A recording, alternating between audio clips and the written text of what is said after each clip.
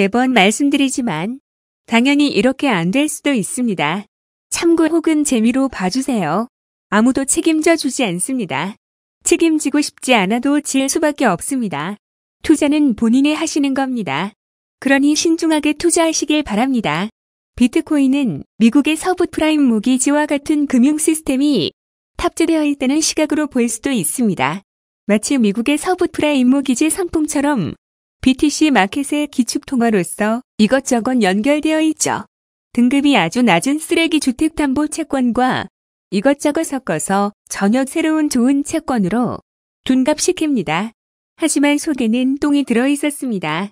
그 쓰레기 채권들은 서로 그 내부에 좋은 채권이 포함되어 있다 해도 언젠간 터질 거품이었죠. 비트코인을 볼까요? 우선 코인이 너무 많습니다. 그 중에는 스캠 코인도 있겠죠. 스캠 코인과 비트코인이 연결되어 있을 수 있습니다. 스캠 코인과 이더러움이 연결되어 있을 수 있죠. 자체 플랫폼을 가진 코인들도 그 아래 디앱들이 스캠 의혹을 받는 판에 많은 코인과 연결된 기축통화는 말할 것도 없죠. 기축통화도 정말 많습니다.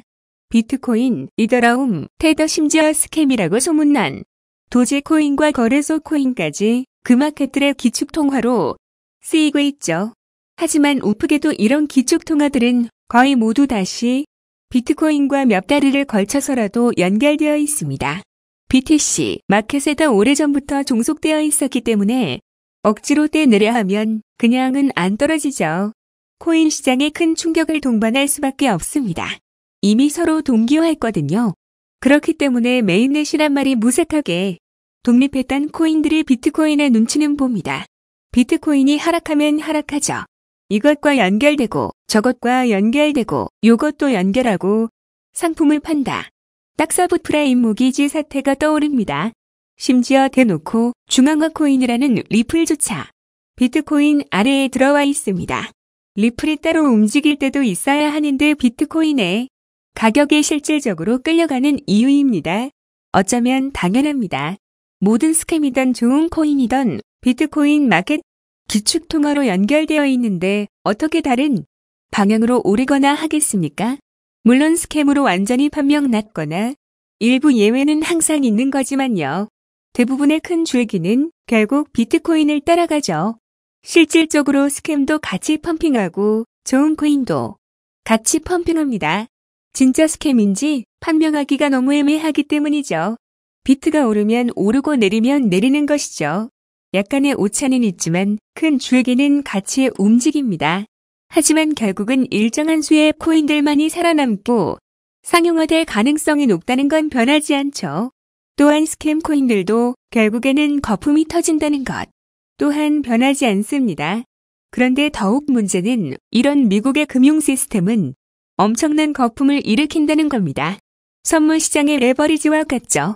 뻥튀기에 뻥튀기를 시키는 겁니다. 큰 폭으로 급등락을 다른 시장에 비해 비교적 짧은 시간 동안 반복하죠. 세력들의 돈 벌어먹기 좋은 시스템입니다.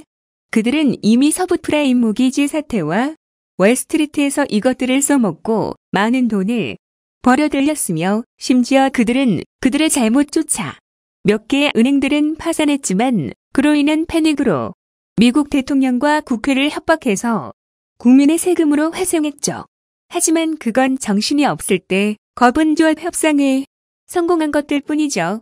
아무리 그들이라도 또 똑같은 짓거리를 해먹었다간 미국 일반 시민들의 큰 반발을 살 겁니다. 그렇기 때문에 세계의 유력 기관들이 비트코인 시장으로 돌린 것은 어쩌면 필연인지도 모르겠습니다. 그들의 눈에는 매력적인 시장인 거죠. 우연인지 필연인지 자신들의 금융 시스템으로 돌아가고 있어서 익숙하며 그 주기 또한 비교적 짧습니다. 가상화 피해 얼마나 매력적입니까? 법도 없습니다. 당연히 규제도 없죠. 이제 막 규제가 논의되고 있죠. 사실 의문은 있습니다. 이미 기관들이 광고로 들어온다고 하기 전부터 기관들은 비트코인 시장에 연결되어 있었던 건지 아니면 단순히 우연으로 고급 금융 시스템이 똑같은 것인지 말이죠. 하지만 보통 개미 투자자들은 이것은 모르겠으면 접어둬도 되는 내용일 뿐이죠. 알 수 없을 뿐더러 안다고 해도 변하지 않는 사실은 축제가 벌어져서 축포가 높이 터지기 전에 들어가 있어야 하고 터진 후 어깨에서라도 빠져나와야 하는 처지니까요.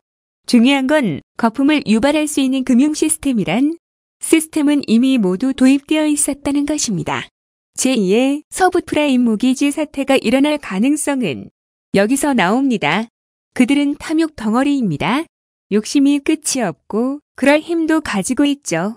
과거에 큰 돈을 번 경제 사이클을 보면 항상 이와 같이 일은 진행됐습니다. 결국엔 거품은 쌓이고 터지게 될 수도 있습니다. 물론 비트코인은 항상 급등락을 반복했지만요. 훨씬 더 세계의 주요 기관들이 들어오며 세력을 교체한다면 어마어마한 하락을 할 수도 있습니다. 하지만 당연히 어마어마한 하락 이전에 어마어마한 급등을 하겠죠. 그 시기가 언제이냐가 문제일 뿐이고요. 그것은 아무도 모릅니다. 그러면 혹시 제2의 서브프라임 모기지 사태, 비트코인의 거품은 이미 비트코인에서 터진 건가? 글쎄요. 그럴 수도 있겠죠. 하지만 개인적인 생각으론 지금 서브프라임 모기지 사태처럼 세계가 경제적인 타격을 먹었습니까? 아니죠. 혹은 지금 대세 하락을 하며 비트코인에게서 다른 2세대라 주장하는 기술 좋다는 코인들로 기축이 넘어갔습니까? 아니죠. 그런 말도 없습니다. 즉, 이번 하락이 비트코인의 세대 교체가 아니란 말이 됩니다. 또 장기적으로 상승을 할지도 모를 가능성이 커지는 것이죠. 그런 의미에서 아직 비트코인은 거품이 차지도 않았다고 생각합니다. 적어도 거품이 터졌다면 서브프라임 모기지 사태만큼의 충격은 있어야 합니다.